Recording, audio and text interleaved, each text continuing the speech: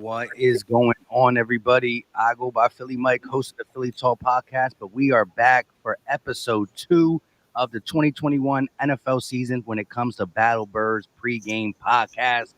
As I'm joined always with my two co-hosts, go ahead and introduce yourself for the people just tuning in to BBP for the first time. What's good, guys? My name is Steven Hyder, Gate City Sports Channel where the cerebral NFL fan comes for about 10 minutes of daily content. I'm going to let my guy down below introduce himself. Yo, that, man. What's going on, man? You know what it is. You know what it is. Your boy, Fully Fresh, a.k.a.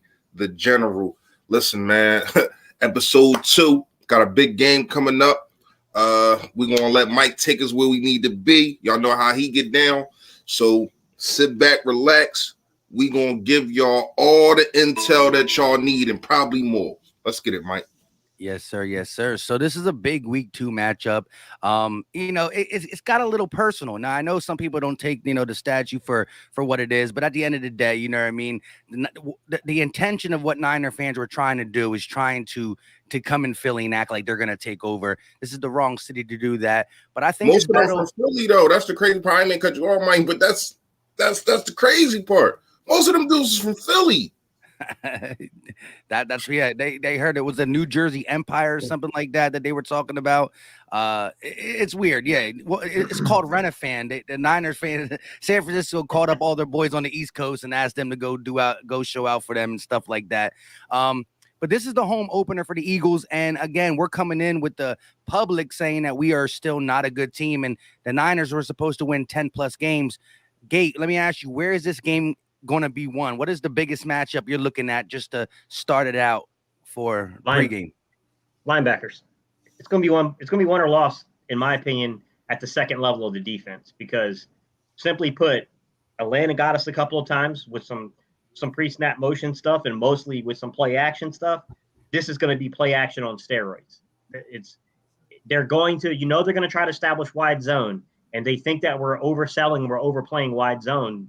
They're going to boot and they're going to roll Jimmy Garoppolo, and they're going to try to get those matchups with Juszczyk and, with their players, and that's the thing is that there's going to be a lot of disguise to what they do offensively. And we got to do a better job than we did the first couple of drives, because I got a feeling if we play the first 2 series like we played in Atlanta, they're going to put 6 up.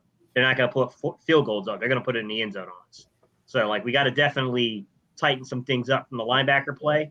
Eric Wilson got sat down late last game because he couldn't tackle. And that was, you guys know, I made the video when everybody was pumped about Eric Wilson. I said, I love this guy a lot. He's such a good coverage linebacker. It's going to be exciting to see that A-gap and B-gap pressure. Dude can't tackle. I told everybody, dude can't tackle, man. Dude he cannot tackle. But we'll see. I mean, look, we got a good coaching staff. We're really young at the linebacker position, not only the players, but also the coaching staff. So, I mean, we'll see what happens here, man. I think our linebackers have a lot to prove. And I think this is a big game for them proving a lot to us. Fresh, what is your biggest matchup or thing you want to look at for the Eagles to get a dub? Just to start it off. First, shout out to myself. I made a video Friday. I do all my do's and don'ts. It's Jordan Mailata and Nick Bosa to me. That's the biggest matchup, man. If Mailata could win that matchup one-on-one, doesn't need any help, we're going to be able to control the rest of that line of scrimmage. You know what I mean? Easily, handily. What's going on, y'all? Yes, I am out. Thank you. I appreciate Solo Bolo. Appreciate you. That Jordan Mailata, man, is he's a specimen that you rarely ever see. And he's getting more and more experienced. The size, the speed. I looked at some old pictures of him when he played rugby, when he first started. I ain't gonna say first started, but dude was kind of skinny. He was 275 ain't really skinny, but you get what I'm saying. He wasn't 3+, you can tell, but he was, so he already had the athletic ability. And I always thought that they would when they drafted him, they would make him defensive end. I thought that. But I think that they made the right decision on making this guy left tackle. Obviously, he just got paid. Somebody else just got paid. We're going to talk about that later. And the guy is just a freak. Like I put in one of my videos earlier this week. He's trying to find somebody to block. It's a guy coming towards Salamalo. He just pushes him, and he just gives him a nudge, and the dude falls on his butt. It's like, wow, like what? Like you just, if he wins that battle, man, I'm not gonna lie to you. I think that we control the line of scrimmage. We get up on these guys early. You make Jimmy Garoppolo have to throw the ball. You make them have to throw the ball, and they can't run the ball if you get up early, like we did up on Atlanta. You get up early, and then look what happened. Look what happened when we get up early. Same thing that happened in 2017. All those games. We got up early, and now Fletcher Cox, Hargrave, Josh Sweat, Derek Barnett, Brandon Graham, Hassan Ridgeway can go eat. They can go hunting. And that's where we are the most dangerous. So if Jordan Mailata can protect the blind side by himself, no doubling, I understand you're definitely going to chip Nick Bosa with these tight ends. Zach Ertz is playing, so you're going to see some 13 personnel, some 22 personnel, 21 personnel. You're going to see those. You're going to see those personnels. But at the same time, if you don't have to because this dude is handling them, it's so much other things that you can do. Go ahead, Joe. So, Mike, real quick, just to kind of get you guys, I want to talk about one player that I couldn't, like I said, guys, I know Mike knows what I'm talking about, bro. They still ain't released all 22 on Game Pass. So that's true. I know that Kaplan, a lot of people have been calling him out for it. But, man, I went back and I was watching TV copies, and I got like 3 or 4 different angles to watch from the TV copies. Man, I got to be honest with you. Javon Hargrave, the way that he was playing in the trenches, the way he was folding the center, I mean, he was folding him like a piece of bread, man. It was crazy. Like, Javon Hargrave might be so much better than what we thought. And if that's the case, he's healthy. Line is going to be ridiculous. He healthy. He healthy, Steve. He was not, and that's crazy. I can't remember who said it. Was it one of y'all that said it last week? Or I know I heard it was you. About what Fletcher said, yeah. Yeah, what Fletcher Cox said, and he's right. They asked him, and he said there's nothing different. He's just healthy. And you can see why they paid him $10 million, man. You can see why they paid him $10 million a year. There's only game one, but I see the difference from last year like that. Like, and some of it might be scheme, him moving over. That definitely can help a lot. But you can just tell from his energy, the dude is just different. And I wanted to grind Fletcher Cox up, but I looked at tape. They was doubling him every single freaking play. Atlanta shows so much respect to Fletcher Cox. Every play he was getting doubled. Matt Ryan missed a touchdown pass. This was the craziest design I ever saw in my life from a coordinator. They pulled both guards into some kind of a swing protection, right? And left a running back one-on-one with Fletcher Cox. Bro, Matt Ryan almost pissed himself. Like, why? Yo, he missed a touchdown. They definitely had a receiver that broke free over the depth of the actual. You talking about the one when they had pressure and he just threw it? Yeah, it was there. That was a touchdown. If he, but he saw Fletcher and he was like, "Nah, bro, I'm not dying out here today." He picked the wrong person. Exactly. Yeah, just to bring it back all the way around. Yeah, I think there's a lot of matchups that you really got to watch out for, especially just knowing that Kittle last time he played the Eagles, he had 15 targets for 15 targets, 15 receptions, $183 and a touchdown. And I just want to see the Eagles shut down that run game for the San Francisco 49ers. It doesn't matter who's back there for the Niners in the sense of name. They've put anybody back there and were able to run their scheme well. The way they block, the way they do the outside zone running scheme, the pre-snap motion that Kyle Shanahan does, I got to give him credit. He is one of the best at doing it, and you don't know where the run's going to come from. You're going to see Deebo Samuel probably get some carries, George Kittle, Brandon Ayuk if he's healthy, and whatever running back is back there. So you definitely got to watch out for that. But on our side, before I get to it, shout out to Richard Kane with the $5 super chat. What up, Philly Mike and the crew? Let's go, Birds. This is upset week. Yes, and I'm trying to tell you, you know how I said this yesterday on L with LB. You know, they want to talk about the 12th man in Seattle. We're going to have about 15 extra. We're going to have the 15th man, the way the Link's going to be rocking first time back since you know what's been going around. But I think the RPO is going to be very useful in this matchup, especially if we come out running the ball pretty good. Listen, I like the game plan last week, but I think we still went a little bit too pass heavy until we got the game won. And then Nick Sirianni said, we're not going to make the mistake by passing ourselves out of this game. Let's run the ball and secure the W. I want to run the ball early because how do you stop a front four? The screens, the RPO, the run game. If you're making Nick Bosa, D Ford, and Warner think about it for that half a second, it's going to give the offensive line, Jordan Mailata, a little bit more time. And we got the tools to use. This is the game I would turn Jalen Hurts loose. I would turn Jalen Hurts loose in this game because San Francisco plays a very modest cover three. It's a modest cover three to where they won't give up the back end. But they, like Reese is trying to say, while they may not be aggressive in blitzing, that defensive line gets home for them. So make them tired chasing around Jalen Hurts. And it won't be long before they got to start doing something. Exactly. And if they're going to play back to take the deep ball away, you got the RPO. So these guys are going to have to think, is Jalen keeping it? Is Miles taking it? Jalen going one way, Miles going the other way. Which one am I going to commit to? If he does keep it and he doesn't run, you might have the middle of the field open for guys like Goddard, Smith, and Rager. So I think, again, take what the defense gives you. I like how Shane Steichen said, hey, we had some deep balls called up, but why am I going to just disregard what I'm seeing from the defense and just do it to do it? You know what I mean? This ain't Nike. We don't just do it for no reason. He saw what was there and he took what was available. And you turn a 52% completion percentage last year to 77. So there's no complaining here for me. Take what the defense gives you, but the run game has to be a big staple of this out of the RPO because it's going to keep that deadly front four from keying up and just, putting her head down and getting at the quarterback. Yeah, I definitely agree with that. I think the two tight ends, whoever they should be, obviously it should be Goddard and Zach Ertz. It's going to play a major role in this. The middle of the field should be open. Now I do understand that they're missing one is it one or two corners? Is one corner?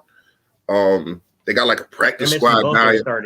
They're missing both their starting corners. Okay, it is both. They got like a practice squad guy out there. Understand that. But dude's in the NFL, so we gotta put some respect on. I ain't gonna say his name, but I don't know his damn name. But we gonna. I know him, Deontay Johnson. He's an NC State guy. Okay. I will say this about Deontay Johnson: he can't run. The problem with Deontay Johnson, he's big physical corner. He's good. Russell Douglas type.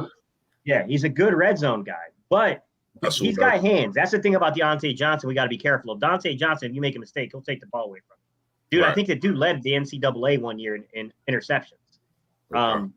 But to be honest with you, man, he's not keeping up with Rager and Smith and speed we can throw out there.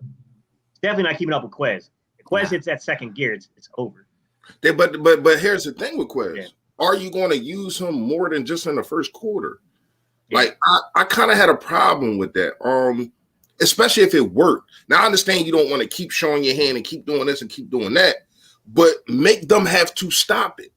Now, I'm not saying you just keep throwing it, but to me, you got to throw that mix in there with Quez. Quez is a freak of nature when it comes to his speed, and you got to utilize that because you have, you know what I mean?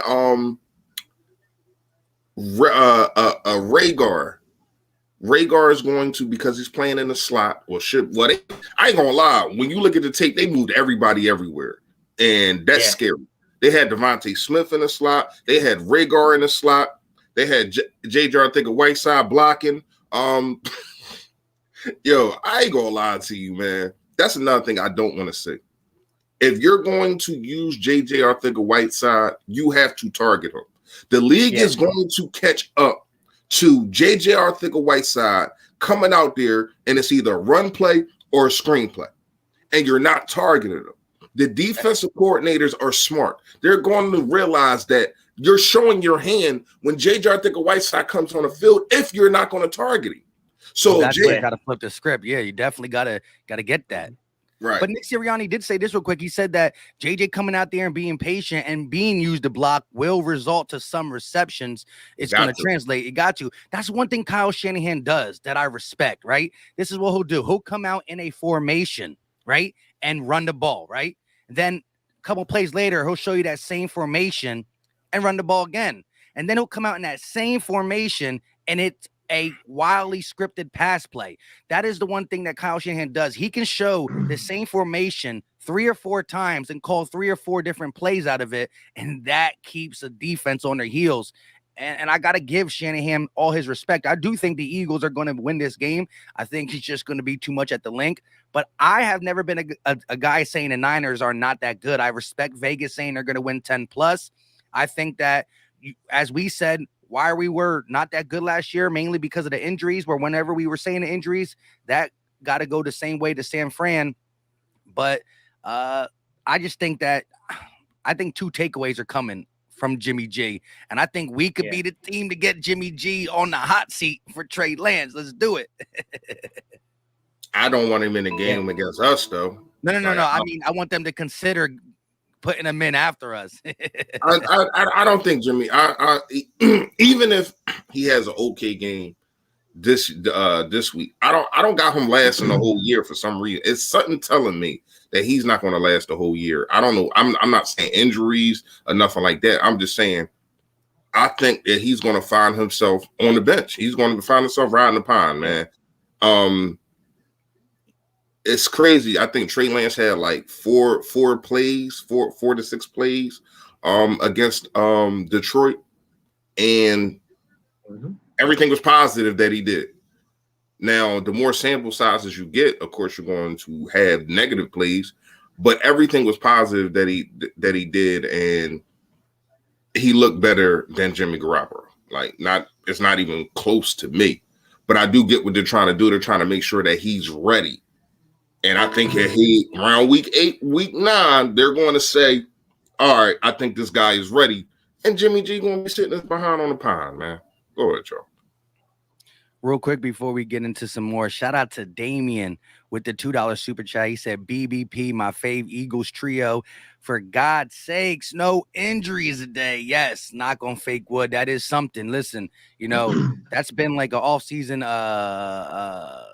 talking point forever, and so far so good out of the week 1. This is going to be a big game. We definitely can't lose nobody. Like I said, if we can bring 92% of the roster throughout the season with a little bit of banged up, some 1 or 2 games out, I think this team has been slept on for the 2 biggest what ifs. You know what I mean? Nobody in the NFL who knows football can look at the defensive line, the offensive line, and say they're not good unless they're trying to project injuries. You can't look at the secondary and say we haven't had this ain't the best secondary the Eagles had in a long time. Not saying too much, but it's there. And then the biggest thing is, critics are going to say, well, what is Nick Sirianni going to do? What is Jalen Hurts going to do in the long term? And so far, so good. Every what if that I had in the offseason has been answered in week 1. I'm not saying it's going to be consistently answered, but I'm feeling as good as I ever felt. And as long as no injuries stop us, this team can be what Tony Romo said, 10+ wins. You know what I mean? Let's see if we can continue. It starts today. I just want to read the inactives real fast. Mac McClain, cornerback. Rodney McLeod still not playing. Gardner Minshew, of course. Brett Toff, and I do not know this dude. I'm not even gonna lie to y'all. I don't even want to try to mess his name up. Marion Tulupalu. Oh, the DT. Yeah, Marlon Tuipulotu. I don't know how to say his name. I never heard anybody say it, so I don't know how to say it. So how you say it? Tulupalu? Tuipulotu. Yeah, I was close. That's close enough. No, he was the dude he was the guy I was really high on, and then he had like a really bad camp. Yeah. Oh, did he? Okay, that's why I ain't heard nothing about him this year. Yeah. I want to flip the script real fast, and I want to ask y'all this, right? 2018 draft. Everybody is a starter. We only have 5 picks, remember? Everybody is a starter except for Matt Pryor, who also has been a starter. So we grind Howie up about 2017, which is definitely awardable. You know what I mean? Mm-hmm. But 18 only had 5 picks, and it seemed like he hit on every last one of them. When you look at it, Dallas Goedert, he's going to get paid. Starter. When you got Avonte Maddox, starter. Josh Sweat, starter, just got paid. Jordan Mailata, starter, just got paid. Those 4 guys right there are starters. And then you had Matt Pryor, and he got traded. I forgot what we got for Matt Pryor, but he just got traded. But he also, huh? It's a 6th-round pick, but we gave a 6 for Minshew, so I just said we got Minshew for him. You know what I mean? Okay. But still, he still started and contributed. So I think we got to give Howie his flowers on about 2018 draft. I don't know how y'all feel about that, but as much as I grind, y'all know how I get down. I grind Howie up about a lot of things that he does, but I think he hit in 2018. What y'all think?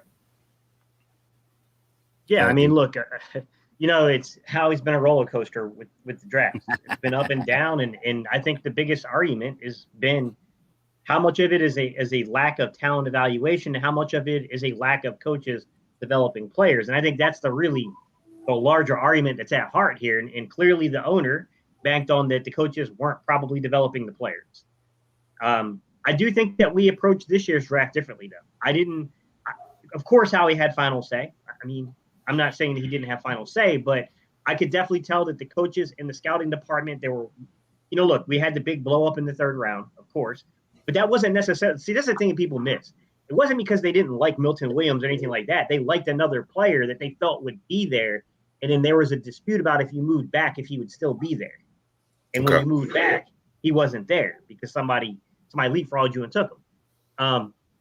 But the way I look at it, man, is simply put, like, there was definitely more cohesion between scouting department, general front office, the coaching staff. Like, to me, it looks like there's like an actual plan in place, and we're seeing guys, start to emerge. I mean, look, if JJ puts up 30, 35 catches this year, has 400 yards, and turns into some kind of a actual like rotational player that, is anything. I'm not justifying the 2nd-round pick.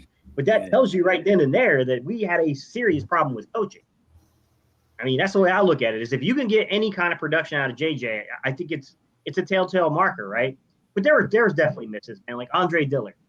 Andre Dillard was come on, man. We didn't do our complete homework there on Andre Dillard. We didn't expect that he would be available, so we didn't fully vet the young man. And now we're, you know what I mean? Like, just saying that as a parent. As good as the 18 pick was, the 19 pick was really bad. With that said, I mean, you're not going to hit on every pick. It's just the way it is. You shouldn't miss on 1st and 2nd rounders as often as we're missing, but you're not going to hit on every pick. It's just, it's the way it is. Yeah. When I look at the Howie Roseman thing, and I've been vocal about his screw ups a lot, but again, when you look around, I think part of the problem was trying to keep a couple guys a little bit too late. And when you do try to do that is Alshon Jeffrey going to stay pretty good? Is Jason Peters, he does get attached a little bit, we got to talk about that. But, he, in the grand scheme of thing, I think he's done for a roster spot, preparing the roster a little bit more better than he done worse. Look how we were backed in the corner this year talking about rebuild. And he retooled us pretty good, and so far we're 1-0. Just the guys he's able to get on the 1-year prove-it deal, changing the cap. We all know that. I just think sometimes, again, missing as many times as we do in the 1st and 2nd round is the problem. So I wouldn't be opposed to getting some more football mind in here, trying to change the script when it comes to the drafting. But the general managing of the Eagles has been done pretty darn good. And no matter how you felt about him, I'm going to give a guy of his flowers when he deserves it. This offseason was an A+. You talk about what we did in the draft, getting another 1st-round pick, getting Carson off the team for something respectable after, there was a built-up Ben Simmons kind of cloud waving over him and stuff like that. Just everything he's been able to do, get respectable guys on 1-year deals, keep this team afloat, sign the young guys while fixing the cap. Man, I just think it's crazy. But I get what Reese is saying, because I just looked over stuff. As bad as the 19 pick looks right now, and there's still time to change the perception. look at what we didn't miss on any single player in 18 at all. Goddard was a hit. Maddox is a hit. Sweat's a definite hit. Even prior, as a 6th rounder, he played, he served his purpose and still got his back, I think, a 6th round pick. And then Jordan Mailata was a hit. They hit on every pick. So, I mean, it's hard to do that in the NFL. That's all I was saying. I said that in my live yesterday. It's hard to hit on, even though he only had 5. It is very, very hard to hit on every last one of your picks in the draft. And he did that. And I don't know. I don't follow every team, obviously, but I don't know any guy that did that. You know what I mean? And maybe it was I don't believe in luck. Maybe it was a so-called luck of the draw or whatever you want to call it. But it's just amazing to me when you sit back and you look at it. And somebody brought it up, like, yo, like, all these guys are starters. Then I just started thinking about it, like, damn, like, you absolutely right. Like, these are things that, you know, we don't give the flowers to Howie for. And me being the first guy that'd jump on his head about something, I thought I had to do that. You know what I mean? I'm not even gonna lie to y'all. But he put this roster together. I would have liked. I still think and still feel like this. I would have liked a veteran wide receiver still, but everything else you really can't argue with. You can't argue with the Hargraves, even the Nelsons. We're gonna see how good he is, but to put it to pair him with Slay, you still got a guy in Rodney McLeod. And I want to ask y'all this just to switch it up real fast. Gates, Mike, I don't care who answers. Landon Dickerson, what do you do with him? And what do you do with him right now? He's on an active roster. They saying he's 100% healthy. What do you do with him? Do you use him in running situations? When you need that 6th lineman or whatever the case may be, is he's the first guy off the bench. Like, what would you do with Landon Dickerson? To me, it depends upon his health, to be honest with you. They said he 100%. I really don't trust an ACL this soon coming back. Okay. And it's not that I think that the ACL isn't fully healed, but like, it still takes like time to get physically in shape for an NFL game coming back from something like that. Right. Do I think he's going to be first off the bench? I think it's a high probability. You look at this guy's film. When he's healthy, he's one of the 5 best starting linemen right now that we have. I mean, there's just no doubt about it. Mm-hmm. Do I think they're going to remove Only job he can take is Malu, though. That's the only job he can take. Yeah. Do I think they're going to remove Malu? Probably not. Not unless Malu gives him reason. You know, he's got to give him reason. He's got to give him purpose to be benched, basically. But I mean, the kid's going to be the future. The young man's the future. It's only a matter of time before he's at center or guard. This young man can play, man. He's got experience playing tackle, but he's a little shorter armed. I mean, I'm pretty sure Jalen could kind of go into depth there. When you got like 32-inch arms, look, it doesn't mean that you can't make it a tackle, but it's just harder. Hard to gain, it's hard to gain leverage that way. But he's strong. He's a really strong guy. Physically gifted, man. I mean, I look at a guy like Nate Herbig, and Nate Herbig is such a good story. It's, at some point, man, I love the stories, and I love the fact that these undrafted rookie free agents like TJ Edwards and Nate Herbig kind of show up and they do things, and, reminds me of Quentin Michael and some of those guys that we've had in the past that have been able to do it.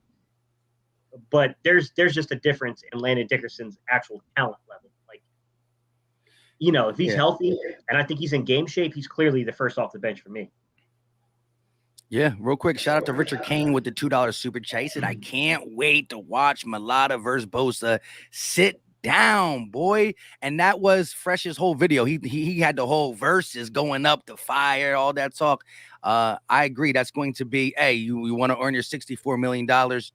You put down Bosa, one of the best defensive ends in the game, and you definitely remember how they said it, you might be able to get up to this part. He's going to be working his way up to the higher part of that contract if he does it day one, because he's only going to get better Raw Rap Radio with a $2 super chat. It said, we are going to control the line of scrimmage on both sides of the ball today, and that's going to lead to a W. And that's the way to win. That's why my whole offseason was, listen, you can say what ifs about a lot of things and you got to see more, but there's no way a team that can control the line of scrimmage on both teams is going to be a sorry 4-win team. You know why we are a 4-win team last year? Because we didn't control the line of scrimmage on the offensive side of the ball. The defensive side of the ball was banged up on the D line. We still got third and sack somehow. And then we had all the people who were like fighting against the Eagles. You know what I mean? Whether it was coaching, quarterback play, it is what it is. But yeah, to my thing about Isaac Seumalo, I think he gets a bad rap just because how dominant the line has been throughout his tenure as the Eagle. You look to his left, you got a Hall of Fame Jason Peters. I'm not talking about last year crippled Peters. I'm talking about Seumalo's whole career. Then you look to the right, you got Hall of Fame Jason Kelsey. You look over there, you got Brandon Brooks, who's an all-pro, and same with Lane Johnson. So when you look at the weakest link on the line, it's Seumalo. But you take Seumalo and you put him on the New York Giants, he's the best lineman by far. You know what I mean? I think Seumalo's by a mile. But I agree. My biggest thing is this. I like to preach that if it ain't broke, don't fix it mindset, because also chemistry goes a long way with the line, knowing that you got my back on certain things. I know Seumalo knows when Malata, you see how, you just know each other. You know what I mean? I think that goes a long way. But here's my biggest thing about Landon Dickerson. I believe in the talent on the field, but every year in college, something happened to where he couldn't finish the season. And so if he's going to be one of the big pillars of this new offensive line and new trench that we're going to do, because let him heal. But I also want to see, can he do it? I want to know, can he do it as well? I want to see him in a couple games and know that I feel confident in him being healthy, except for some kind of freak accident and stuff like that, because you just paid Malata. You got Landon Dickerson. That's the first two of your pillar of this new offensive line. Now, Seumalo's a free agent in 2020. He's under contract this year and next year. Who knows what happens with him? Because if Seumalo keeps playing at B+, maybe you want to keep him. I don't know how old he is or nothing like that.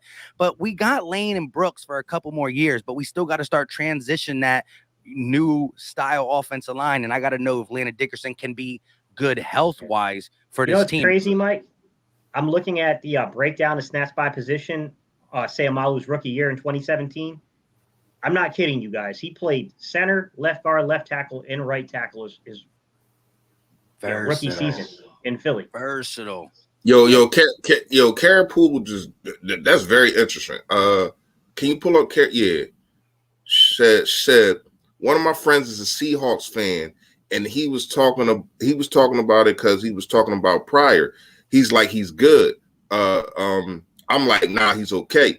He said, yeah, to y'all, basically saying we historically, especially since Jeffrey Lurie took over, have good offensive line. Like when you go down the list of the Runyons and all those kind of guys, like the Jason Peters, Hall of Famer. Come on now. When you look at it, we always have good offensive line, man. And that's one thing that you gotta appreciate, because we seen what happened last year when we don't have an offensive line. We look like the worst team in football. Mm-hmm. And that's what happens. When you look at a guy like Andrew Luck, man, it's a reason that he's not playing right now, because he never had an offensive line. Like, let's keep it tall like City Hall. He never had an offensive line, and he was one of the best quarterbacks in the league, and probably would be the second or third best quarterback in the league right now. Only people that are probably better than Andrew Luck would be Pat Mahomes and Russell. Other than that, I don't see anybody else that would be better than him. Like, it's a shame, but we gotta take that in consideration and be glad that we have a guy that knows what it's like to be the not like, but knows that you have to win the trenches. It's all about the trenches, and then you let everything else happen. We grind up about not having wide receivers, not having wide receivers. They're here now, right? But at the same time, we always had a defensive line. We always had an offensive line. Last year we had injuries, and it was atrocious. And we seen what it's like to not have that. Now you see, only been one game, but you seen we won the Atlanta game. Jalen Hurts definitely did his thing, but we won the Atlanta game in the trenches. Let's not try to act like we didn't. You know what I mean? And it's a lot of teams that's not built like that. That's why I put up video and I said combined, I think the Philadelphia Eagles have the best offense and defensive line combined in the NFL. Yeah, I agree. You're right. To me, it's not even a discussion. Yeah, I tweeted a couple days ago. I said, listen, you can't name 5 teams. And I gave myself a little wiggle room because I know I got some trolls on Twitter that come on in and try to get me. I said, you can't name me 5 teams who have a better offense and defensive line combination. That right there is why we're going to win more games than people think. Oh, by the way, Jalen Hurts is a dog. I had to throw that out there too. You know what I mean? Yeah, he did his thing. He definitely did his thing. Yeah, definitely. And this is Well, going to be a good look at a guy like Brett Toth. I ran film on Brett Toth during the offseason, and that guy was not good last year. He was bad last year. Like, my man got bench pressed into Jalen Hurts in the Dallas game. Like, dude picked him up and threw him into Jalen Hurts. And I know Jalen was probably like, what the? Look how far he's come in one offseason under Stoutland. He looked competent to me. He looked completely competent to me. He looks like a completely different player already. Stoutland might be if not the best, definitely top 5 skill, not skill position, but position coach in the game. Like, I'm not saying best offensive line coach, best wide receiver. I'm saying best position coach in the game. Like, when you look at what he did with Jordan Mailata, man. Like, when you look at all the talent that this dude, you know, and I can't remember how long he was here with Jason Peters. But we do got to remember that Jason Peters was a tight end. Jason Peters was a tight end. He wasn't no tackle. He didn't play on the line. He was a tight end. Kelsey was a late round pick too. True. Yeah. True. And you see what Kelsey do. I think he's the best at getting out in open space. The best center at getting out in open space. That second, third level, Absolutely. nobody does it like second him. level. Yeah, nobody do it like it. No one moves like he does. It's ridiculous. Like. And you know what's crazy is somebody sat down and they were watching film of this, you know, a younger Jason Kelsey I think he was at Cincinnati. And they said, you know what? This dude's like 25 pounds underweight, but this dude's going to be a star. He's an absolute star. And I guarantee you, when you're sitting in that room and you're a scout or you're a coach and you're beating the table for this guy, you know people had to be looking at you like, yo, this dude does not know how to scout. My man is over here suggesting we get a dude that's 25 pounds underweight. This dude's going to get eaten for lunch out there on a football field in the NFL. Saw how you use him, man. Yeah. And that's why we call him the little big dog, because he is little, but he's just ruthless. He's ruthless in the trenches, and that's what gives him. Not only that, Mike, I didn't mean to cut you off. Not only that, he's one of the smartest centers in the game. Like, his cerebral, shout out to Gate City, but his cerebral is like he knows so much, and he helps a Salomalu. He helps a Brandon Brooks so much by pointing things out before he snaps the ball. Like, he does so much, and also for the quarterback too. You know what I mean? I would like him to stop those high and those low snaps in the shotgun. we ain't gonna talk about that. Yeah. All right. But other than that, man, the dude is a problem. Like, when you look at everything that he does on the field every single week, it's not the sexiest thing and yada yada yada. But when you break it down, he is so important. He is so important to this team. Yeah. That's why somebody who's scouting for this team, whoever it is, whether it's Roy Estevan, the assistant offensive line coach, pitching in on this, they know how to identify talent. It's ridiculous that, like, Olasika, my favorite camp player this year, I watched that kid's film at Buffalo and I was like, man, wow, this kid's good. Like, he's got a shot, man. It might be a year or two down the road. He's going to have a shot. Like, the kid can play. They know how to identify these weird, you know what I'm saying, like, people that you never heard of. Probably they're they're really fantastic at converting players to positions, at identifying small school guys. I mean, Nate Herbig, bro. I remember I remember the momentum behind Nate Herbig a couple of years ago. I was like, man, that dude ain't making the team. Y'all better stop at Nate Herbig. Pretty good. He's decent. I mean, there's a lot of teams right now that would kill to have Nate Herbig as their sixth lineman. Yep. And we got him at like number probably 8. the starter. Probably the starter. Like all right, Matt Pryor goes to another team and starts because they need him. You know what I mean? And Herbert probably can do the same thing. Definitely Landon Dickerson can. So you got this depth behind you, and it might be the most depth in the NFL when it comes to the offensive line. When you look at the star power that you have in that's starting. like seriously, man. You look at Brandon Brooks. You just go down the line. It seems like it's no holes. It seems like it's no holes in the offensive line. Like it's no link. You want to say Salamalu, but he holds his own. B+ easily. He holds his own. So when you have an offensive line that doesn't have no chinks in the armor, what are you going to do? What are you going to do? Hold that out. That's one of the reasons why we win double-digit games this year, yo. That's one of the main reasons. If everybody stays healthy on that offensive line, this team is scary because we don't have no chinks. Yeah. And look, this is the ops coming in real quick and saying that's how you build a team, build in the trench, and someone tell Gettleman that, or Settleman, we should say. And what's that's up, the thing. Cruising 26, man. My regards, bro. You guys have had a really rough half decade in the season, man. They are bad. They are bad. And they're going to do, and he's not going to put up the numbers of Barry Sanders, but they're going to do Saquon Barkley like they did Barry Sanders. No offensive line. Keep getting tackled for loss. You can't even get, like everybody's saying Saquon is bad. Can't even get ahead of steam. How you expect your running back to do anything, and he can't get a freaking head of steam? It's a shame, man. It's a shame.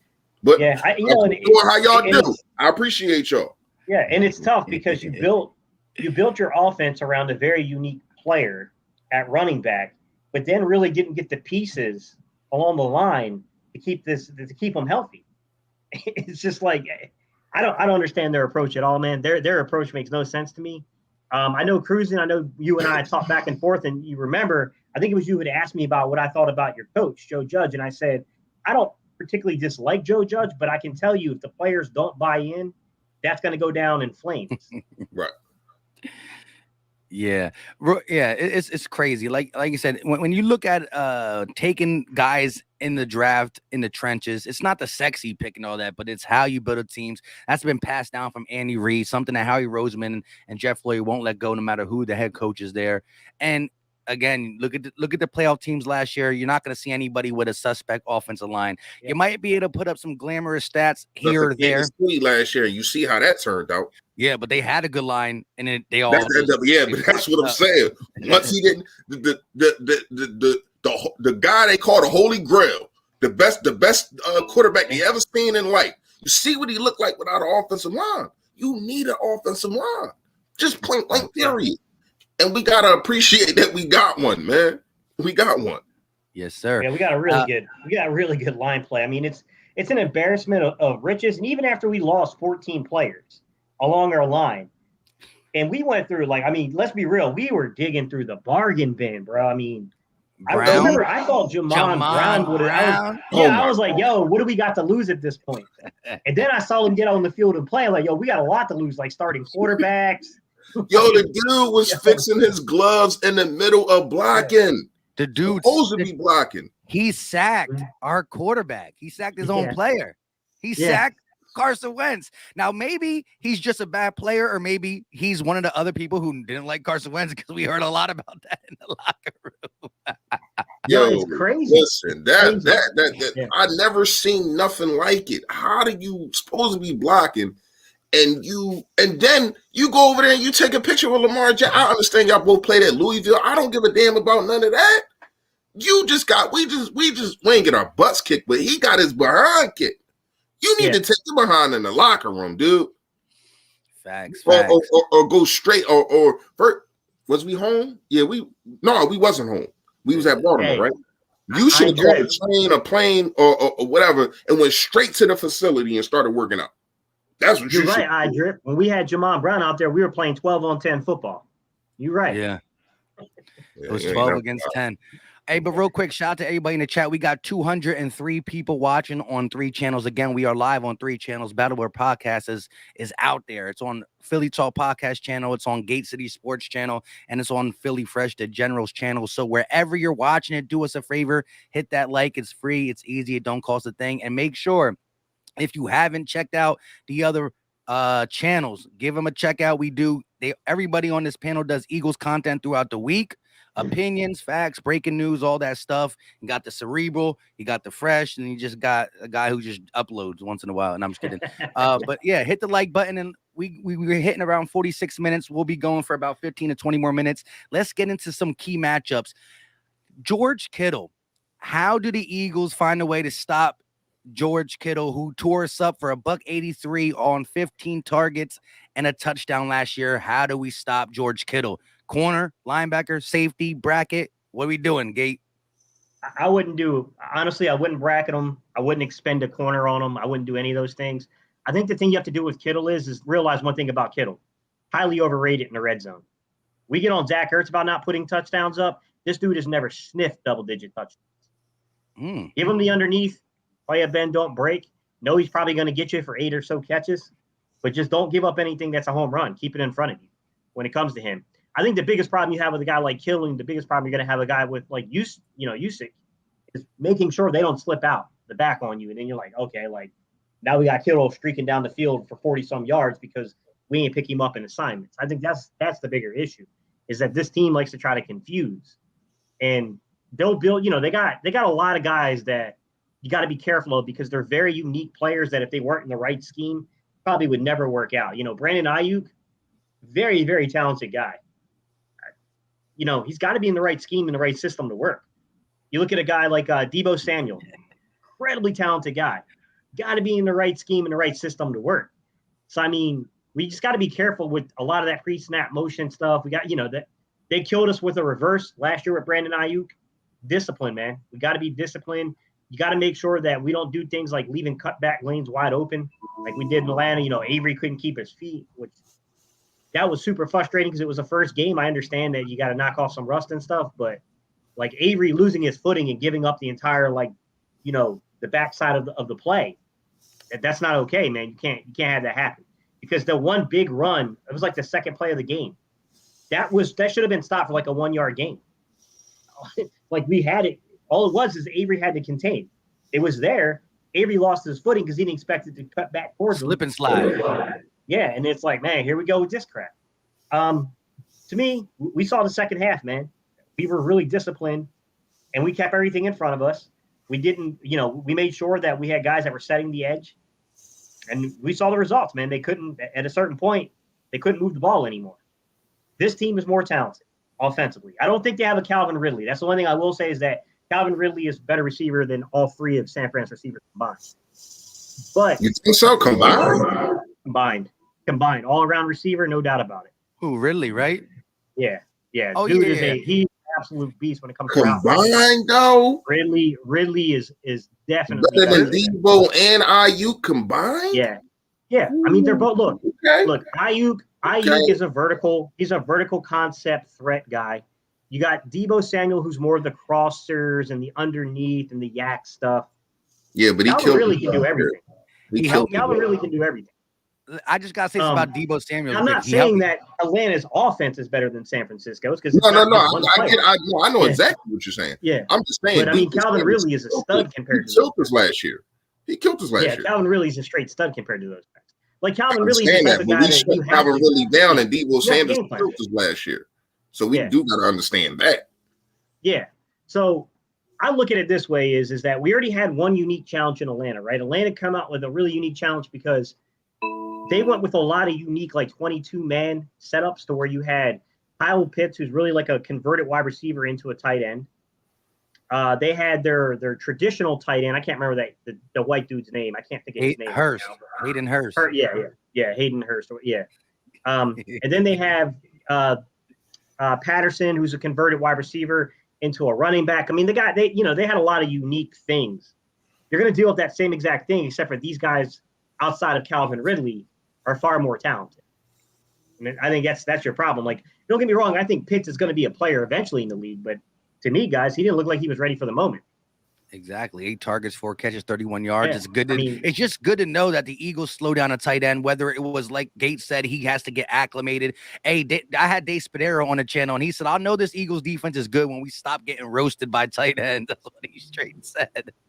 But shout out to JB with the $4.99 super chat. He said 3 beast mode content creators. We do need that upgrade camera work, Gate. Go Birds.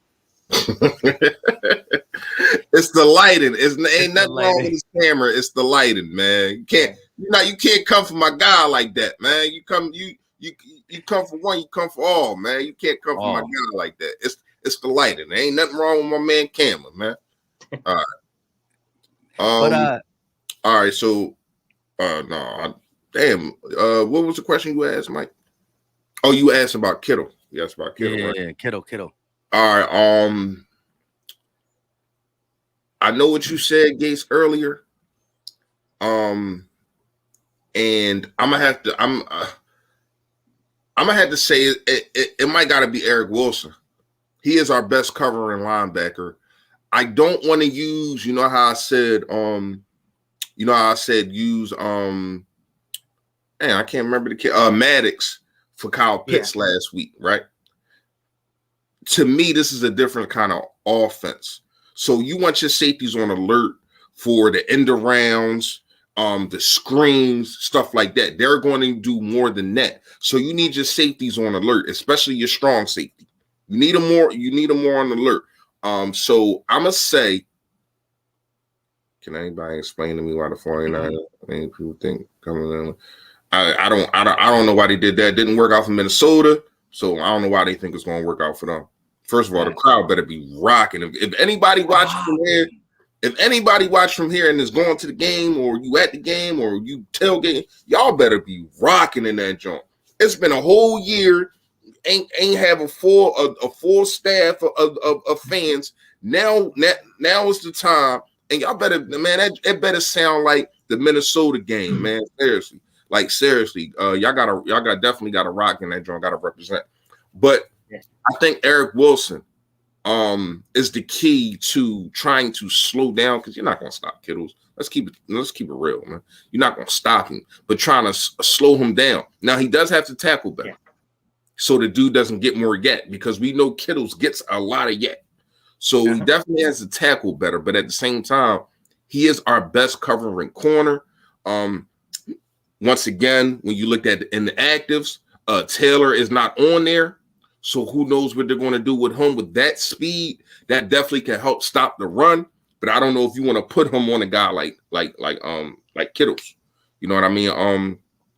Bradley, maybe he can get the job done. I like that kid a lot. I thought he made more of an impact in playing less snaps than Eric Wilson did last week. So maybe you can put a guy like that on him. But to me, it probably got to be Eric Wilson just because of his cover skills. Go ahead, Charles. Yeah, I think you mix and match it throughout the game. We saw how they did Kyle Pitts. You saw Vontae Maddox on him sometimes, some linebackers. You saw Anthony Harris take him a little bit as well. I think you just got to mix and match. Keep Kittle in front of you. Let him get some of the underneath stuff. Maybe not on third and second and shorts, because you want to get off the field and whatnot. But I think we're going to be able to guard tight ends a little bit better, just the way JG is going to call it. I'm not just saying from a matchup standpoint, like, hey, you go shut him down or you go shut him down. But I think scheming, playing zone, as much as we are, there's going to be a group of guys who are watching out for number, I don't know what number he is, but Kittle.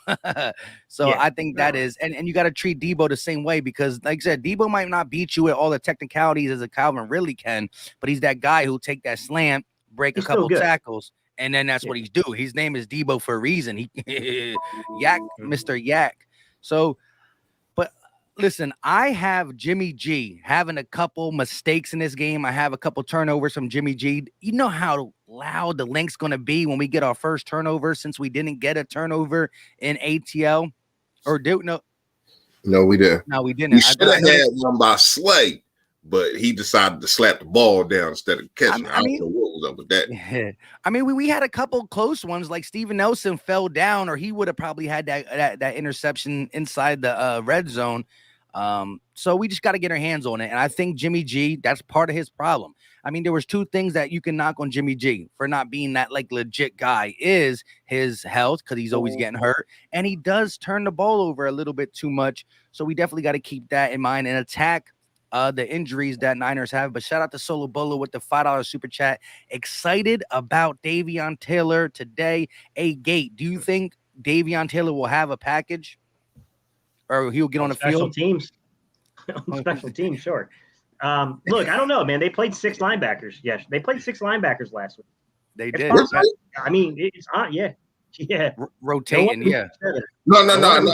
I didn't know it was 6 though. Damn, I ain't know. Patrick Johnson got in. Yeah, I seen that. All 6 guys. And I think that was a lot because they set Eric Wilson there.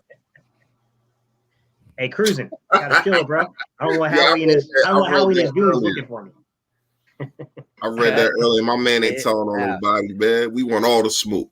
Ain't nobody to tell on. But won't need no witnesses. Hey guys, so just real quick, what's happening? You all saw the video where I showed you guys the chicks. I got them in the studio. Yo, they smell and they make way too much noise. I can't film in there, guys. It'd be ridiculous. Like I had that Vicks vapor rub on my nose so I don't smell them, and then nah, man, they about to go out in like another week or two. They go outside. Then he'll be back with the green screen and the, you know what I mean, the what's going on. Yeah, it's hard to film like this. I'll admit, guys, it's not easy. And if I open up the back windows, it's too much light. So, yeah, it is what it is. Unfortunately, I got an overhead light, but I don't know. I might plug in a little floor lamp or something. But yeah, I mean, I'll be honest with you guys. Like, I'll look at it when you break down the matchups. I think it's going to be a fairly high scoring game. I do, and I like what you said, Mike, which is if you could get pressure on Jimmy Garoppolo, he will make mistakes with the football. There was like that real famous game back in 2019, the Super Bowl year with the 49ers, where they played the Seahawks, and the Seahawks really got to Jimmy Garoppolo, and he made a ton of mistakes in that game. But you got to get to him. That's the thing. And they're going to use a lot of pre-snap motion. They're going to do a lot of stuff post-snap to try to confuse the defense. Yeah. They're going to try to keep pressure off of them, and they're going to do it through trying to – honestly, they're going to do it through trying to confuse us. That's what they're looking for. Linebackers got to play in this game, man. I don't know who's going to get playing time and who's going to start. I mean, last week we started Avery, TJ Edwards, and Wilson. Singleton was the first up off the bench. Avery was a disappointment, man. He did nothing. Yeah. He ain't do nothing. Like, I'm not saying it's going to be like that for the rest of the year, but I don't know if they're not using him right. To me, he's kind of like that rover type of linebacker that blitzes. Like, I don't see him doing anything else. Like, I don't know. Yeah. Maybe they use Taylor in his spot instead, because Taylor to me is better, and he can do more. But Avery did nothing for me, and I don't know about y'all. Harris did nothing for me neither last game. I don't know what he did. I didn't see. Well, y'all see where I was watching the game. TV was about as big as my computer, so I might have missed a whole lot. So I ain't going. I'm gonna take that back. I'm gonna take that Avery one. I mean, I'm gonna take the Harris one back. So I'm gonna take that back. Yeah. Do you think there could be some change-ups along the defensive line? Because I think this is a game where Brent, look, Derek Barnett's a good football player. He is, but I would probably play Sweat a little more this game, because Sweat poses more of an athletic matchup, especially because that right defensive end spot is going to be lined up against Trent Williams. I think Sweat can pose a lot of problems for Trent Williams. He doesn't do well with speed rushers. He just doesn't. And you get a guy like Sweat who's both speed and the power. There's not a lot of guys that are physically like that. Like, you know what I mean? Like, he's a bit unique in what he can do. I would love to see some guys like Milton Williams and some other guys that provide you a little bit of that versatility, because I think you're going to have to push this pocket. You're going to have to push the pocket. and you're going to have to contain because they're going to want to move. They're not going to want Garoppolo just sitting back there because they already know what's going to happen if they're sitting back there. But he's not really a mobile type quarterback like that. Like he can get out the pocket, but they're going to move the pocket. Mm-hmm. So that's what's going to happen. They're going to move the pocket. And I would like to see that for us also. I don't think I've seen that enough last game. Like you got to move the pocket for Jalen Hurts, but he wasn't really getting in trouble. The offensive line was holding it down, so I get why they didn't move it. But they're definitely going to try to move the pocket. They're going to do misdirections. They're going to do the screens, and we talked about the end arounds and all that kind of stuff. So you kind of know what you're getting, but you don't know when it's coming. That's the thing. You know what I mean? So you gotta, if you are especially the linebackers are the key. The linebackers are the key. I know we getting off of here soon. So we're going to talk about our offensive and defensive players. I'm just going to give y'all mine right now. It's the whole linebacker core. The linebacker core are the key to this game, other than the Jordan Mailata-Bosa situation. I told y'all about that. But on defense, it is dumb. They have to be on the swivel. They have to understand that the misdirections, the thinking that it's going one way, obviously, going one way and it's going another. The fake runs that's going to turn into like the play action. They have to make sure that they are disciplined. They have to be disciplined to contain this offense. And if you contain this offense and keep everything in front of you, we win handily. Because that's what they're going to try to do. If you take their best attribute, which is all the things that I just said, that's what they do the best. Yeah. Running the football, misdirections, end rounds, screens. You take all that away, it's over. It's a rapsy-scapsy. Go ahead, Charles. Yeah, no, their safeties are really good. I mean, they got Ward and they got Tart. Those are both really good players. Their corners are a mess right now. I mean, their corners are an absolute mess. I heard that who are they bringing back? They were bringing back from the Washington football, Josh Norman. I think Josh Norman. Like that's not a good matchup. That's not a good matchup for them. He's not going. I don't think he's going to start. I don't think he's going to start. He don't even. They just brought him in like Wednesday or something. He don't know the scheme and none of that. So I don't even think he won't. Yeah. He might play, but he might not have a choice just because of how Verrett's down. Brett's down. Everything is. Yeah. I think Quan Williams is still playing. So they got their nickel. Mosley's down. They're a left cornerback. Yeah. So I think they're going to be out there with like Aubrey Thomas, who was a draft pick, like a 5th round draft pick, and Norman. I honestly think that. They got Kirkpatrick too. They signed. I don't know if he's ready to play. Yeah, that's right, Mike. You're right, Dre Kirkpatrick. Yeah, I mean, look, Kirkpatrick played last year with Arizona. I mean, he's okay. I mean, he's not a world beater, but he's a tall corner. He can run a little. I don't know, man. I think it's a big disadvantage for them. I think they're in trouble on the outside. So how y'all feel about we all know Mostra is out. How y'all feel about they rookie running back? Y'all think that do y'all think he's going to be able to do what he did last week? I don't see that happening. He kind of I ain't going to say shocked the NFL, but you know how it is when you prepare for somebody. That's another reason why I don't want Jimmy Garoppolo benched at the half or anything like that. You know how it is when you prepare for somebody. It might, man. That's my bold prediction, man. That's my fear, though. That's my fear. The Eagles are going to jump all over San Fran, and then they're going to have to go at halftime. They're going to have to make that adjustment. They're going to have to go to the young kid, and that's my fear because things like that get dicey. Things like that get dicey because you didn't prepare for this kid. Yeah. Now he can and then he's out there just playing freely. When you don't have no job, no contract, and they just throw you in there, you just can play freely. And it's scary. You know what I mean? Like, they still got players. Look at a guy like Heineke. Like, I'm not saying Heineke isn't good. He's definitely looked better than Daniel Jones. Mm-hmm. But he always been in a situation to where as though they're not dependent on him. They just throw him in there because of injuries. And either you sink or you swim. Now, he has been swimming. You know what I mean?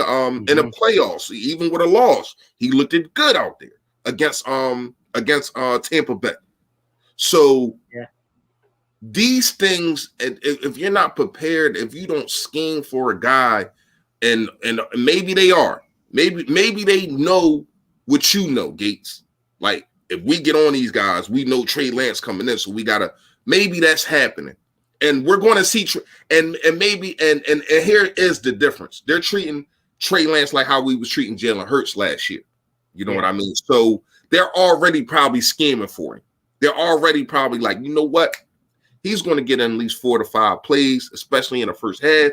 So we got to make sure that we're up on that. So that does help. But playing a whole game or a whole half is different, man. Go ahead, Joe. Well, it's gonna see. That's the thing is like they have playmakers. Like he's better than Daniel Jones. I ain't kidding. Yeah, I mean they got. No, I'm saying defensively they got Armstead, but he's not healthy. But I think he's gonna play. I think Kinlaw's that's a little bit more questionable. I'm not too sure he's playing. You know, Bosa's coming back from an ACL, but he can play. I think it's an ACL hurt him. Fred Warner's a good football player. There's no doubt about it. Jimmy Ward and Tart. Those two guys can play at safety. I mean, they got a few guys here and there, but if Armstead's not 100%, if Bosa's, still kind of coming back and he's not completely 100% right now, it could be a struggle for them. They might try to control the game more.